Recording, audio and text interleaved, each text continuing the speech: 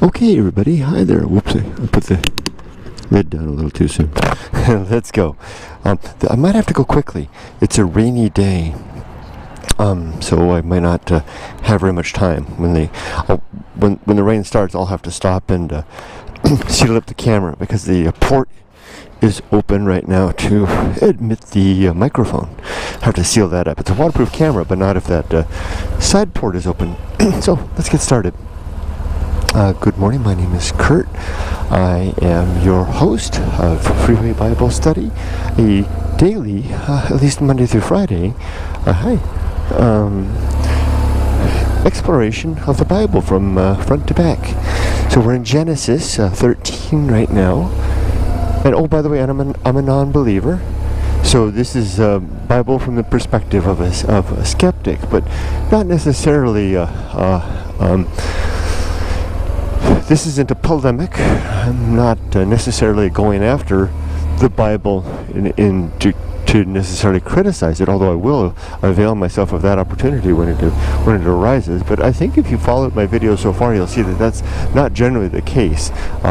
It's more of a literary exploration. So I'm treating it like I would The Grapes of Wrath. You know, one of my favorite books. I'd read The Grapes of Wrath and talk about that opening chapter of The Grapes of Wrath, and who's this young man walking down the farm road, and what's this about the turtle and the remains of a house and a family that he once knew, and it's kind of an exploration, like I said. So let's do the same here. In Genesis 13, we have am I going to be able to get on the? Hold on, let me think. Did I go the wrong way? Am I going to be able to get on the bypass? Maybe not. Oh yes, I think I will. Good. When it's a rainy day, I always take the toll road up over the mountain to reduce the length of my commute and make it a little safer. So we'll just stay in this lane right here. Usually I'd get over 2 lanes right now, and we'll get on the 133. So kind of a treat. we get to take the toll road. Yay! So. Hold on, is my lid down? Okay, I'm settled now. Good. In Genesis 13, we've been following the story at this point with Noah, his nephew Lot, not Noah, Abram, who will later be known as Abraham, Abram's nephew Lot, who needs no explanation, I think, and Abram's wife Sarai, who will later become known as Sarah. But for now, they're still Abram and Sarai. And they were down in Egypt land trying to avoid the famine that was going on up in Canaan. And the story of, they told a story that Sarai, the beautiful Sarai, was not Abram's wife, but his sister, which, she caught the attention of Pharaoh. Oh, there's the orange, the big balloon. She caught the eye of Pharaoh, who married her and gave lots of riches unto Abram. And that's how he became very wealthy, wealthier than he was when he arrived, at least. But that all fell. That whole game, that whole charade. I mean, it was an outright lie that was perpetrated and maintained. I mean, I don't know how far this marriage to Sarai went between the Pharaoh and Abram's wife, but they were keeping up the game. I mean, you take that into modern that kind of an activity would be grist for the mill of the modern contemporary tabloids. Yet this is the patriarch of the Abrahamic faith. So it's something to keep in mind. Well, I guess he is a man, right? She is a woman. So anyway, the Pharaoh figured them out and said, "Off with you!" Kicked them out. They're lucky they got away with their lives, but I guess they're under the stewardship of God. So he kept them safe, and they've left Egypt. Now, right off the bat, I was a little bit uncertain because in the King James edition, when I read 2 editions, I read the King James edition. I usually read it in this order. I read the King James edition. Then I read it in the New International Edition, and then I'll do that like 3 or 4 times. I'll wind up reading it 5 to 10 times before I do this video, because that's how I help to remember the names and the places and the context of the story and the storyline. And then what I did something today that was fun. I actually read the International while I was listening to the King James. What an interesting experience to hear the one and read the other. It was like simultaneous interpretation, and you could see the story like unfolding between them, hovering between them, while these two different narratives unfolded with very different language and different styles. I really enjoyed that experience. I'm sure I'll do that from now on. But anyway, in the King James edition, we hear that they ventured from Bethel, where they had, was it Bethel? Hold on, I gotta get on the right place. Northward Riverside, there we go. So they had left, they're in Egypt, right? So they're gonna head back, they're being kicked out, so they're gonna head back to the land of Canaan.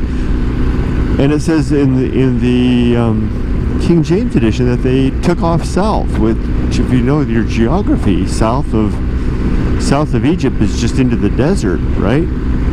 So I had to get out my map and take a look at that, and then I kind of looked at that and I realized, oh, I see the land of Canaan, which is over there by, I believe that's on the plains of Jordan, which appears to be, and I could be wrong about this, I think that's where the Tigris and the Euphrates rivers flow. That is directly east, pretty much directly east of Egypt, and maybe a little northeast of Egypt. And I'm pretty sure that's Canaan. But if you look at it in a little more detail, you realize, oh, you can't just head east because there's a desert. There's a big desert between the watered valleys, the beautiful watered valleys of the Tigris and Euphrates. I guess that's the plains of Jordan, and the watered valleys of Egypt, of course, with the Nile. Whoa, it's dark. It's dark as the desert. So they kind of took me all by surprise all of a sudden. Ooh, I wonder if I'm going to get wet. I wonder if there's going to be rain clouds up here, but I'm in it now. Can't get out of it now. So I guess I could forget that. Maybe what they meant was they're going to kind of head south, but they're really going to be going they're really going to have to go up. I have to go quick. They're going to go up and around. That's what they're going to do. And they go up, and I have to go quick because I think I'm going to get wet and I'll have to shut off. So they're going to go up, and they get to Bethel, which is the same place, but a little outside of Bethel. There's a place where Abram had his original altar. That's where he played his first altar, and where the God told him, everything that you see will be yours. I'm going to make you, I will curse anyone who curses you, bless anyone who blesses you, and your name will be a blessing unto the earth. I mean, that's the covenant with Abram. And at that same place in Bethel, I guess there's a bit of a falling out between Lot's herdsmen and Abram's, because they get into kind of an argument, and it's because they were so rich now, because they came away with all the goodies that they got out of Egypt, and there's not enough land for everything. And so Abram comes to Lot and says, listen, we shouldn't be fighting. Your kinsmen, your herdsmen, and my herdsmen shouldn't be fighting. So why don't we do this? Why don't you pick a way? Let's go our separate ways. If you pick left, I'll go right. If you go right, I'll go left. So Lot looks out, and he somehow from Bethel, which is over on the coast, somehow he's able to survey the plain of Jordan, which I think is a long ways, at least 50 miles, 25 miles across the desert. So maybe it's just figuratively, he picks out the land of Jordan, where the Canaanites and now I forgot their name. There's another group of people out there, something Ibeyites, and they're interesting people. I guess they're like they're the original people of the land. Maybe and I made a mention on Facebook this morning that I would talk about them, and now I can't remember their names. What were they?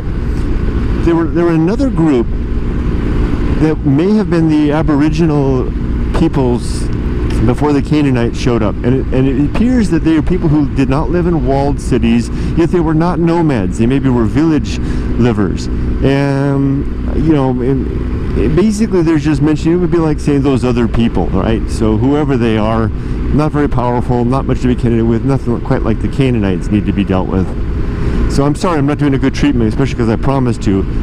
that I would, but it's interesting to think that there were Aborigines, right? So at this point, we're still just, within a stone's throw of begats from Noah, where there were the three sons that divided everything, all of humanity divided up. Well, I guess they had other sons too, but those were the three, Shem, Ham, and Japheth. So whoever these other people are must be at least of equal kin, no more distant than the line of Shem, which is manifest in Abram and Lot, and the line of Ham, which is manifest in the Canaanites. These other people are equals among them, so they can't be considered something different. But remember, we've got those other people back early in Genesis. It said there's others, right? There's the giants and the mighty men. So, not sure who they are, but there's somebody else there. So anyway, Lot, and I gotta go fast, Lot looks out and he says, hey, that plain of Jordan looks pretty good, pretty beautiful, well watered. Yeah, sure, the Canaanites are there, but I can contend with that. And he chooses that route.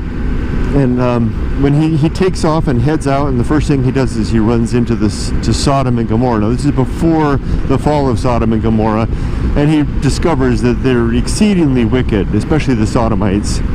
And we leave off right there. We'll pick up more with Lot later.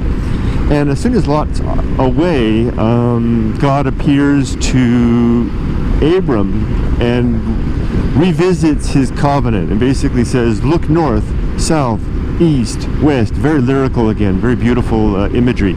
All that you see is yours, and I will number your seed as the grains of sand, and whosoever could count the grains of sand upon the earth can count the number of that will be your line. That's a beautiful thing. He's basically reaffirming the original covenant in nearly the same place. So in fact, it may actually be exactly the same place, because when Abram ventures out of Egypt, he goes back to the place where his original altar was built at the first covenant. So I think it's a nice reaffirmation. And here, the rain's going to come quick. I think I'm going to try to wrap up quick. So he does that, and he tells them that, and he heads out. I think that's it, right?